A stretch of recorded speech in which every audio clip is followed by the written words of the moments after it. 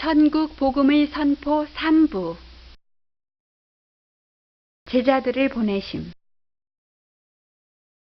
예수님께서는 모든 성과 촌 마을을 다니시며 천국 복음을 전파하시며 모든 병과 약한 것을 고치시며 다니셨습니다. 주님은 저들이 마치 목자 없는 양떼같이 고생하며 떠도는 것을 보시며 마음 아파하셨습니다. 주님은 제자들을 내어 보낼 때가 되었다고 생각하셨습니다. 추수할 것은 많은데 일꾼이 적도다. 예수님께서는 12제자에게 명을 내리셨습니다. 이제 너희들은 2사람씩 짝을 정하여라. 그리고 온 유대의 거리를 돌아다니며 복음을 전하여라. 이제껏 너희가 나에게서 배운 대로 너희는 나가서 내 이름으로 귀신을 쫓아내고 병을 고쳐주며 하늘나라가 가까웠으니 회개하고 하나님을 믿으라 하고 가르쳐 주도록 하라. 너희들은 여행을 위하여 양식이나 돈은 물론 갈아 신을 신과 갈아입을 옷도 가지지 말라. 어느 집에든지 들어가면 반드시 착한 사람이 있어 너희를 대접하리라. 하지만 주여, 우리는 능력이 없나이다. 내가 너희에게 이 모든 권세를 주었노라. 너희는 다만 내 이름으로 모든 일을 할 수 있느니라. 누구든지 너희들이 쉴 곳에서 영접치 않거든 그곳을 떠날 때 너희 발의 먼지를 떨어 증거로 보여라. 어느덧 유대인들이 사는 고을에는 제자들에 관한 소문이 퍼져서 가는 곳마다 사람들이 몰려와 죄를 회개하고 병을 고치며 많은 기적을 일으켰습니다. 때가 가까이 왔느니라. 죄를 회개하고 예수를 믿으라. 믿겠나이다. 세례 요한의 죽음. 한편 세례 요한이 감옥에 갇혀 있을 때입니다. 요한은 헤로드 왕이 그 동생 빌립의 아내 헤로디아를 취한 것이 옳지 못하다고 했다가 헤로드 왕에게 잡혀 쇠사슬에 묶인 채 옥에 갇히게 된 것입니다. 헤로디아는 요한에게 모욕당한 분을 풀지 못해서 날마다 헤롯을 졸라대었습니다. 요한은 내 원수예요. 죽여요. 그럴 수가 없다니까. 왜 요한을 죽이지 않아요? 그놈은 민중들이 선지자로 존경하는 사람이라 함부로 죽일 수가 없어. 마침 헤롯의 생일이 돌아오자 헤로디아는 딸과 짜고 음모를 꾸며 놓았습니다. 우리를 모욕하고 비난한 요한을 반드시 죽여야겠다. 내게 좋은 수가 있어요. 소근소근. 헤롯의 생일에는 정부의 고관들과 각계 가층의 축하객으로 화려한 연회가 베풀어졌습니다. 이때 헤로디아의 딸이 연석 가운데서 춤을 추어 헤롯을 기쁘게 했습니다. 훌륭한 춤솜씨야. 이야, 아름다운 아가씨군. 헤롯은 기분이 좋아서 우쭐한 마음으로 딸아, 내가 맹세코 너가 원하는 것이면 무엇이든지 주겠노라. 네 소원을 말하라.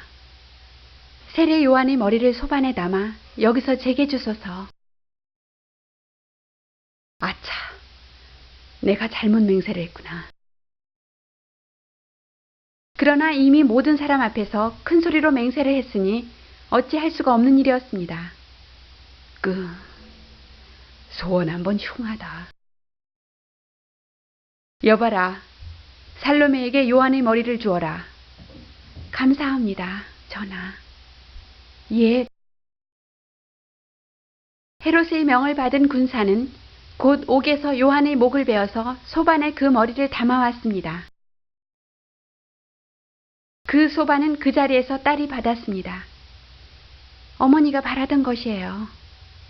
드디어 복수를 했도다.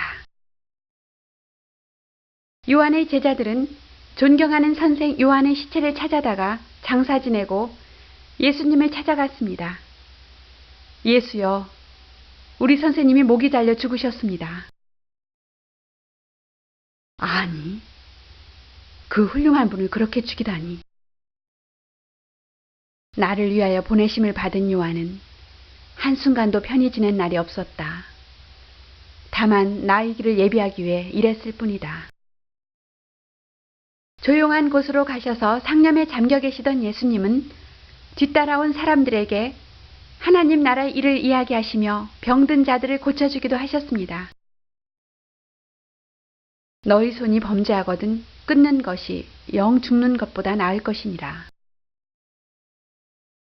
세례 요한을 죽이고 난 헤롯은 양심이 가책으로 고민하던 중 예수 이야기를 듣고 요한은 내가 목을 베어 죽였는데 또 이런 일을 하는 사람이 누굴까? 헤롯은 예수님의 소문을 들을 때마다 자기가 죽인 요한이 살아난 것만 같았습니다. 세례 요한이 되살아난 거야. 치, 기적을 베푸는 사람은 예수라는 분입니다. 오병이어의 기적. 헤롯은 예수님이 무리를 지어 요한에 대한 복수를 할까 염려하여 예수님을 쫓아내려 했습니다. 이 일을 아신 예수께서는 잠시 한적한 곳에서 쉬고 계셨습니다. 선생님, 그때 전도 여행을 떠났던 제자들이 돌아왔습니다. 주님의 명령대로 많은 고을을 다니며 복음을 전했습니다. 수고하였다. 우선 배를 타고 저편으로 가자. 예수님과 제자들이 저편 언덕에 닿았을 때는 벌써 사람들이 모여 기다리고 있었습니다. 그들 무리를 보시자 예수님은 왠지 가엾은 생각이 드셨습니다. 호. 주님, 우리를 가르쳐 주십시오. 주님이 저기 오신다. 마치 목자를 찾아 헤매는 양무리들 같구나. 사람들은 자기들이 알지 못하는 것을 배우고 싶어 했습니다. 그러나 가르쳐 줄 사람은 예수님 뿐이었습니다. 마침내 예수님은 그날도 저녁 때까지 이야기를 들려주셨습니다. 해는 차츰 서산에 기울어 저녁 무렵이 되었습니다. 그들은 시간 가는 줄도 모르고 말씀을 들었습니다. 아이고, 어느새 저녁 식사 시간이 다 되었잖아. 배고파, 엄마. 그래, 먹을 것은 없고. 예수님은 그들의 사정을 다 아심으로 주님, 어디서 이 많은 사람들을 먹일 음식을 구할 수가 있겠습니까? 대책이 없습니다. 저들을 굶겨서 보낼 수는 없다. 주님, 여기 한 소년이 보리떡 5개와 물고기 2마리를 가져왔습니다. 이렇게 사람이 많으니 이것을 어떻게 해야 할지 사람들을 풀밭에 앉게 하여라. 남자만도 5,000명이 넘는 무리 앞에서 예수님은 5개의 빵과 물고기 2마리를 받쳐들고 하늘을 향해 아버지여, 우리들에게 일용할 양식을 주시오니 감사합니다. 가서 이것을 나누어 주라. 예? 예. 자, 빵과 물고기를 받으시오. 고맙습니다. 제자들은 예수님으로부터 받은 빵과 물고기를 바구니에 넣고 사람들에게 나누어 주기 시작했습니다. 이게 웬일일까? 아무리 꺼내도 계속 나오네. 다들 배불리 먹고 난 뒤 남은 것들을 모으니 12광주리에 가득히 찼습니다. 사람들은 다시 한번 눈이 휘둥그레졌습니다. 모두 흥분해서 떠들었습니다. 이분이야말로 구세주야. 약속된 임금님이다. 마음껏 드시오. 하나님의 아들일 거야. 무리를 걸어오시다. 사람들이 예수님을 임금님으로 받들자고 떠들어대는 것을 보시고 이 사람들을 돌려보내야겠다고 생각하셨습니다. 이분은 진짜 우리가 기다리던 예언자임에 틀림이 없어요. 당신이야말로 우리들의 임금님이 되실 분입니다. 자, 이제 모두 집으로 돌아가서 쉬어라. 예수님은 제자들에게 가버나움으로 가서 있으라고 명령했습니다. 배를 타고 먼저 건너가라. 나도 곧 뒤따라 가겠다. 예, 주님. 제자들과 헤어진 예수님은 혼자 조용히 기도드리기 위해 산으로 올라가셨습니다. 예수님께서 하늘에 계시는 아버지와 이야기를 나누기에 열중하고 계시는 동안 제자들은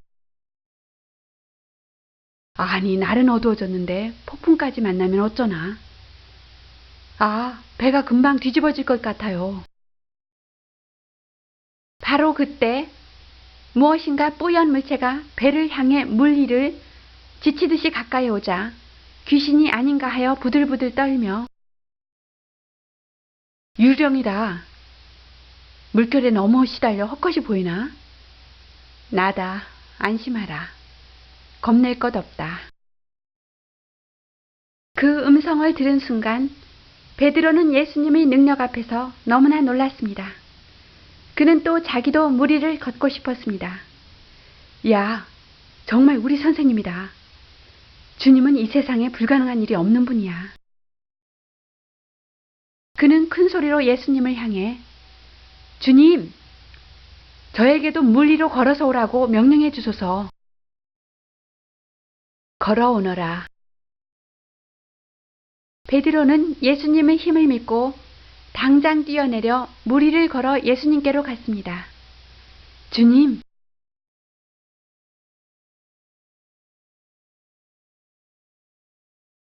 그러나 그것도 잠시 일일 뿐 갑자기 강풍이 몰아쳐 왔습니다. 위험해.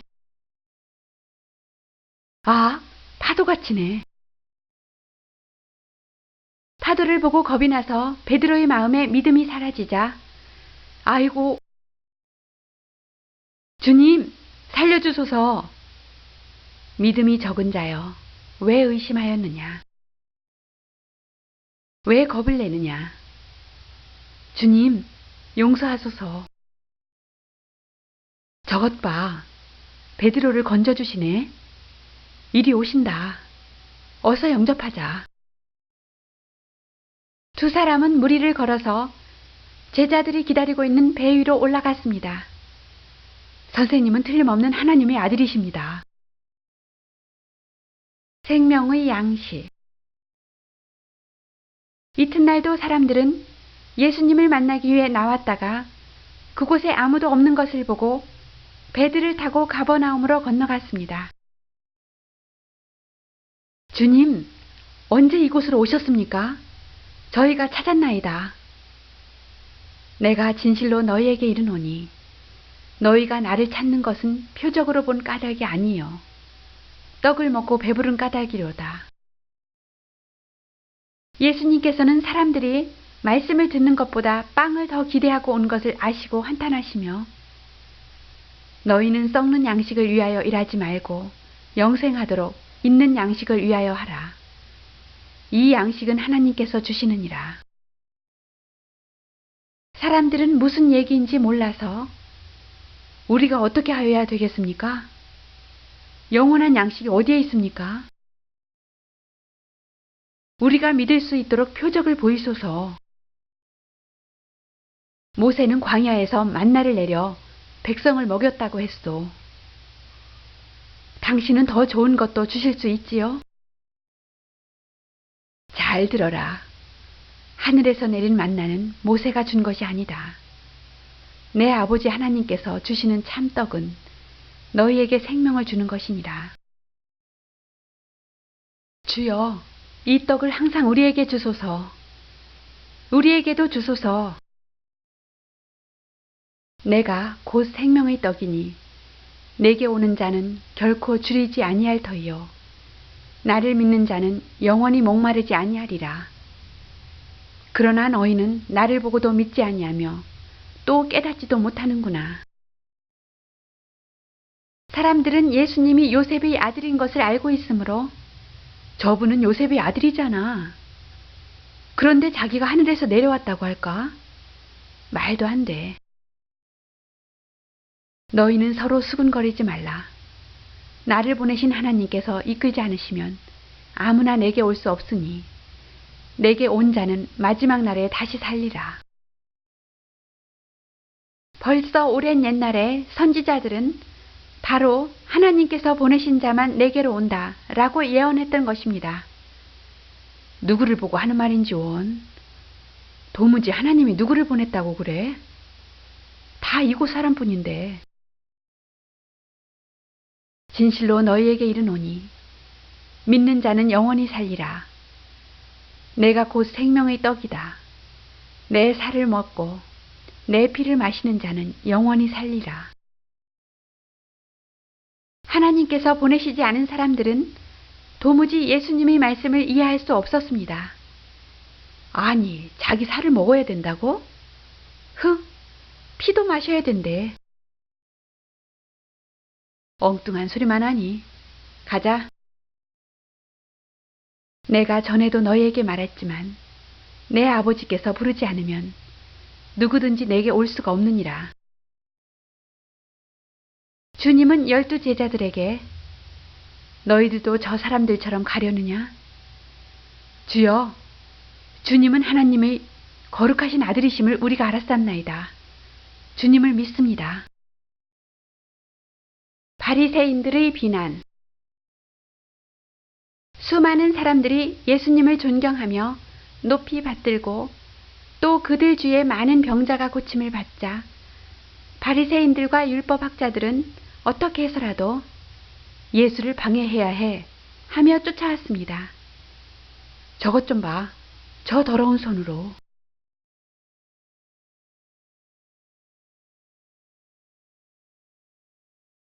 그들은 책 잡을 일이 생긴 것을 기회로 예수님께 보시오. 당신의 제자들이 손을 씻지도 않고 떡을 먹으며 장로들의 유전을 범하나이다. 너희는 어찌하여 너희 유전으로 하나님의 계명을 범하느뇨? 너희는 다 내 말을 들어라. 입에 들어가는 것이 사람을 더럽게 하는 것이 아니라 입에서 나오는 것이 사람을 더럽게 하느니라. 규칙을 지키기보다 더 중요한 일이 따로 있다고 예수님이 말씀하시자 바리새인들은 화를 내며 돌아갔습니다. 바리새인들이 주님께 보복을 하지 않을까 걱정입니다. 그들이 가만히 있지 않을 텐데. 그냥 두어라. 저희는 소경이 되어 소경을 인도하는 자로다. 만일 소경이 소경을 인도하면 둘이 다 구덩이에 빠지리라. 베드로의 고백. 예수님께서는 제자들과 따로 조용한 시간을 갖고 싶었습니다. 마침 가이사랴 빌립보 지방에 들렀을 때 한적한 틈을 타서 제자들과 말씀을 나누었습니다. 사람들은 나를 누구라 하느냐? 어떤 사람은 세례 요한 또는 엘리야라고들 합니다. 어떤 이는 예레미야나 선지자 중의 한 분이라고도 합니다.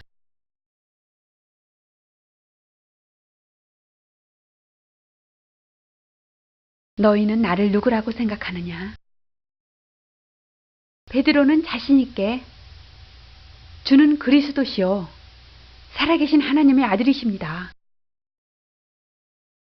시몬아, 내가 복이 있도다. 이를 내게 알게 한 이는 혈육이 아니요 하늘에 계신 내 아버지시니라.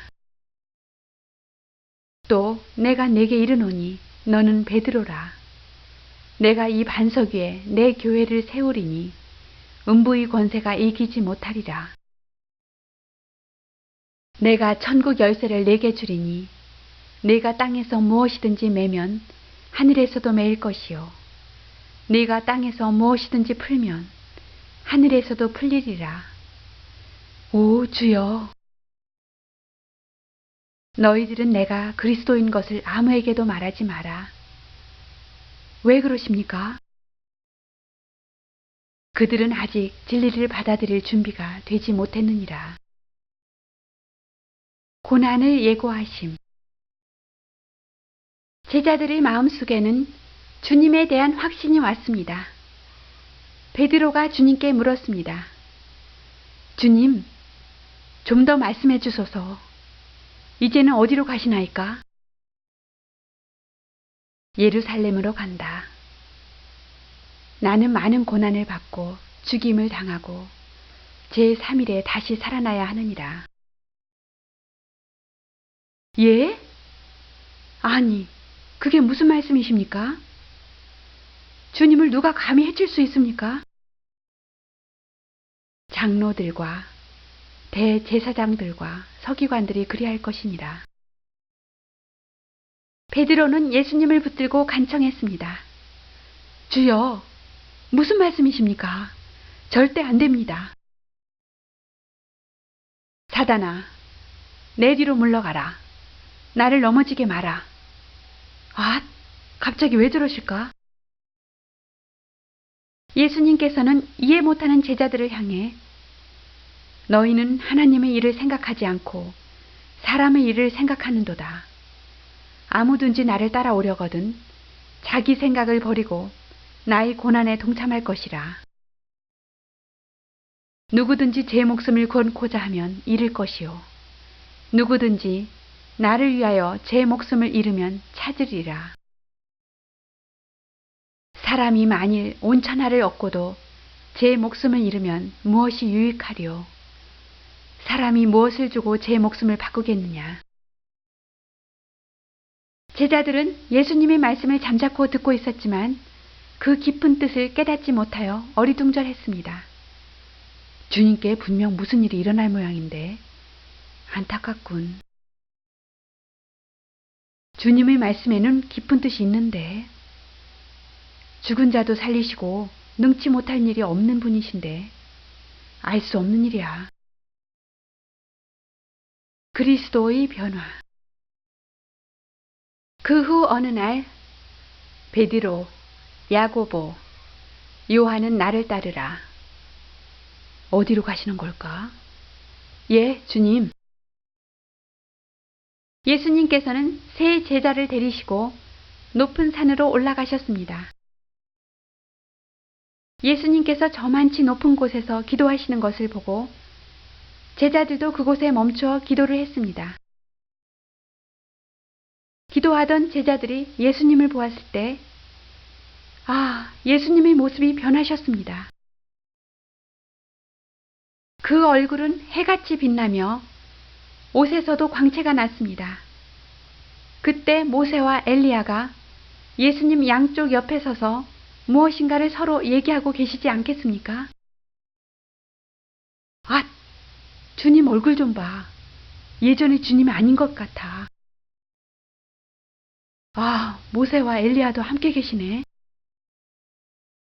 베드로는 갑자기 땅에 엎드려 큰 소리로 주여, 우리가 여기 있는 것이 좋사오니 만일 주께서 원하시면 세 분을 위해 초막 셋을 짓겠나이다. 베드로가 이 말을 하고 있을 때 호련히 빛난 구름이 저희를 덮으며 구름 속에서 거룩하신 하나님의 음성으로 이는 내 사랑하는 아들이요 내 기뻐하는 자니 너희는 저희 말을 들으라. 제자들은 그 거룩하신 음성을 듣고 너무나 두려워 엎드려 있었습니다. 일어나라. 두려워 말고 일어나거라. 제자들이 예수님이 부르시는 음성을 듣고 눈을 들고 보았을 때는 그곳에 예수님 혼자만 서 계셨습니다. 두 분은 어디 계시나? 모세와 엘리야가 사라졌네. 예수님께서는 산에서 내려오시며 제자들에게 당부하시며 내가 죽은 자 가운데서 살아나기 전에는 이곳에서 본 것을 아무에게도 말하지 마라. 제자들은 그동안 궁금했던 여러 가지에 대해 주님께 여쭈어보고 또 말씀도 들었습니다. 주님 앞에 온 엘리야는 세례 요한을 가리킴이군. 그래, 그렇군. 귀신 들린 아이를 고치심. 예수님이 산에서 내려오시는 것을 보고 사람들이 달려왔습니다. 저기 오신다. 아이고, 선생님이 이제 오시는구나. 무슨 일이냐? 주여, 간질병에 걸린 아이를 고쳐주소서. 그는 갑자기 귀신 들린 사람같이 발광을 합니다. 내가 주의 제자들에게 데려왔으나 고쳐주지 못했습니다. 믿음이 없고 패역한 세대여, 내가 얼마나 너희와 함께 있겠느냐. 그 애를 이리 데려오너라. 사람들이 예수님 앞에 그 아이를 데려다 놓자 귀신이 그 아이를 거꾸러뜨렸습니다. 언제부터 이렇게 되었느냐. 어릴 때부터 저 모양입니다. 그러나 하실 수 있거든 불쌍히 여기사 도와주옵소서.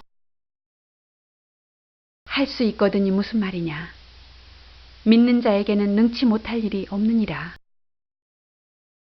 주여, 내가 믿나이다.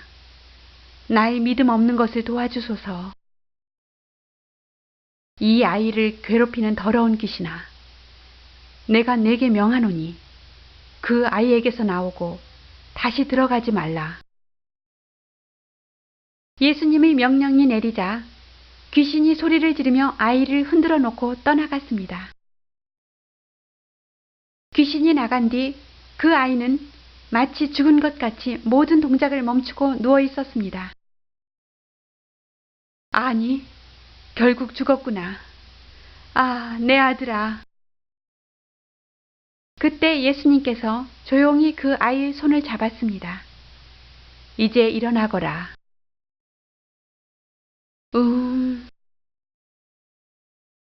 그토록 아이를 괴롭히던 귀신은 떠나갔습니다. 제가 또 네 병은 다 나았느니라. 예수님의 생애는 이렇게 불쌍한 사람들을 위해 바쳐졌습니다. 예수님께서는 흐뭇한 마음으로 이들 부자를 바라보셨습니다. 아, 내가 나았구나. 아버지. 예수님은 힘없고 가난하며 병들어 고통받는 사람을 위해 죄에 얽매여 신음하는 사람들에게 새 삶을 주시기 위하여 그의 생애를 아낌없이 내놓으셨습니다. 당신은 진정한 하나님의 아들이십니다. 고맙습니다, 예수님. 제자들은 또 주님께 여쭈어보았습니다. 주님, 우리는 어찌하여 그 귀신을 쫓아내지 못했을까요? 그것은 너희 믿음이 적음이니라. 기도 외에 다른 것으로는 이 일을 할 수 없느니라. 진실로 내가 너희에게 이르노니 너희가 만일 겨자씨만한 믿음이라도 있다면 이 산을 명하여 저리로 옮겨가라 하여도 옮겨질 것이니라. 겸손을 가르치심. 가버나움으로 가는 도중에서 제자들이 우리들 중에서 누가 1등 제자가 될까?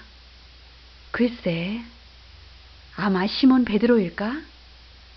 주님께서는 내가 한 일을 아시니까. 예수님께서 가버나움에 도착하셔서 집에서 쉬고 계실 때였습니다. 너희가 도중에서 토론한 것이 무엇이더냐? 그것은 제자들은 자기네들끼리 짓거렸던 일을 예수님께서 들으신 것을 알고 부끄러운 마음이 들었습니다. 우리가 하늘나라 일에 관해서 서로 말해보았습니다. 그중 제자 한 사람이 불쑥 나와서 천국에서는 어떤 사람을 크다 하나이까? 누구든지 첫째가 되기를 원하거든 모든 사람이 끝이 되고 또 모든 사람을 섬기는 자가 되어야 하느니라. 그리고 예수님께서는 어린아이를 불러 안으시며 누구든지 내 이름으로 이런 어린아이 하나를 영접하면 곧 나를 영접함이요. 누구든지 나를 영접하면 나를 보내신 하나님을 영접하는 것이니라. 또한 이 어린아이와 같이 자기를 낮추는 그 사람이 천국에서 큰 자니라. 우리가 명예 때문에 서로 시기하다니 부끄러운 일이야. 주님의 교훈을 듣는 중에 베드로가 주여, 형제가 내게 죄를 범하면 몇 번이나 용서하여 주리까? 7번까지는 용서하오리까? 7번뿐만 아니라 70번씩 7번이라도 용서할지니라. 너희가 각각 중심으로 형제를 용서하지 아니하면 하늘에 계신 내 아버지께서도 너희를 용서치 아니하시리라. 예루살렘 성전에서 그 후 초막절 명절 중에 예수님께서는 성전에 올라가셔서 복음을 선포하고 계셨습니다. 유대인들이 예수님이 하시는 말씀을 듣고 서로 이상히 여기며 이상한 사람이야. 저 사람은 백성을 미혹시키는 선동자야. 내가 보기엔 선한 사람 같은데. 명절이 끝나는 날 예수님께서는 많은 사람들 앞에서 온 마음을 다하여 설교를 하셨습니다. 누구든지 목마르거든 내게로 와서 마시라. 나를 믿는 자는 성경의 이름과 같이 그 배에서 생수의 강이 흘러나리라. 저 사람이 학자가 아니거늘 어찌 저렇게 말할까? 감동적인 설교야. 내 교훈은 내 것이 아니라 나를 보내신 이 것이니라. 스스로 말하는 자는 자기 영광만 구하되 하나님의 영광을 구하는 자는 참되니 그 속에 불의가 없느니라. 예수님의 이야기를 듣고 있던 유대인들은 화를 내며 저것 봐. 은근히 우리를 비난하고 있잖아. 저자는 말끝마다 우리를 비난해. 모세가 너희에게 율법을 주지 않았느냐? 너희 중에 율법을 지키는 자가 없도다. 너희가 어찌하여 나를 죽이려 하느냐? 당신은 귀신이 들렸도다. 누가 당신을 죽이려 하나이까? 내가 안식일에 병들어 고생하는 사람을 고쳐주었다고 너희는 노여워하느냐? 외모로 판단하지 말고 공의로 하라. 이 감동적인 설교를 들은 많은 사람들이 예수님을 믿고 감격했습니다. 나를 보내신 이는 하늘의 아버지시다. 주여, 우리가 믿사옵니다. 바리새인들은 이들이 하는 소리를 다 들었습니다. 그를 구세주로 믿는 자들이 많아집니다. 더 이상 방치할 수 없습니다. 하속들을 보내어 잡아오도록 합시다. 당장 체포령을 내리시오. 명령을 받고 군사들은 예수를 찾아갔지만 그가 어디에 있는지 도무지 알 수가 없어. 글쎄 말이야. 아, 저기 계신 분인가? 예수님은 아직도 하실 말씀이 너무나 많았는데 이제 명절이 끝나고 있었습니다. 내가 너희와 함께 조금 더 있다가 하나님께로 돌아가겠노라. 예수님의 말씀을 끝까지 들은 사람들은 그분이 하나님의 아들이라고 굳게 믿었습니다. 참 그리스도야. 그리스도가 어찌 갈릴리에서 오느냐? 모르는 소리. 군사들은 도저히 예수님을 체포할 수가 없어서 저분에게 손을 댈 순 없다. 우리가 어찌 체포하랴. 군인들이 그냥 돌아온 것을 보고 바리새인들과 대제사장들이 소리를 치며 아니, 어찌하여 그 자를 잡아오지 않았느냐? 그 사람의 말을 들어보았는데 그처럼 훌륭한 말은 처음이었습니다. 그는 전혀 죄인이 아니었습니다. 저런, 너희도 그 자에게 미혹되었느냐? 관리들이나 바리새인 중에 그를 믿는 이가 있느냐? 율법을 알지 못하는 이 무리는 저주를 받은 자로다. 그들 중에는 전에 예수님을 찾아왔던 니고데모도 있었습니다. 그는 말하기를 우리 율법은 사람의 말을 듣고 그 행한 것을 알아보기도 전에 판결하느냐? 뭐라고? 너도 이미 미혹되었구나. 생각해봐. 갈릴리에서는 선지자가 나지 못하느니라. 이 사람들이 경솔하게 판단하여 잘못을 저지르고 있구나. 간음한 여자. 예수님께서는 다음날 아침 다시 성전으로 나오셔서 설교를 하셨습니다. 그때 밖이 떠들썩하더니 서기관과 바리새인들이 한 여자를 끌고 오는 것이었습니다. 선생님이여, 이 여자가 간음하다 현장에서 잡혔나이다.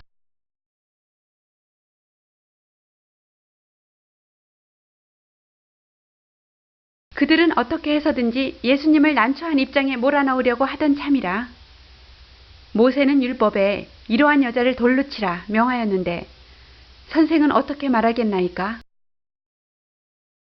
예수님께서는 말없이 손가락으로 땅에 무엇하는 거요? 우리는 지금 이 죄인을 처리할 방법을 묻고 있지 않습니까? 너희 중에 죄 없는 자가 먼저 돌로 쳐라. 뜻밖의 대답을 들은 그들은 은근히 양심의 가책을 느꼈습니다. 과연 죄 없는 사람이 한 사람이라도 있었을까요? 끔쩍. 예수님께서는 다시 땅에 글을 쓰셨습니다. 그들이 본 글의 내용이 무엇이었는지. 가자. 그곳에는 다만 죄인인 그 여자만이 울고 있었습니다. 여자여, 너를 고소하던 그들이 어디 있느냐?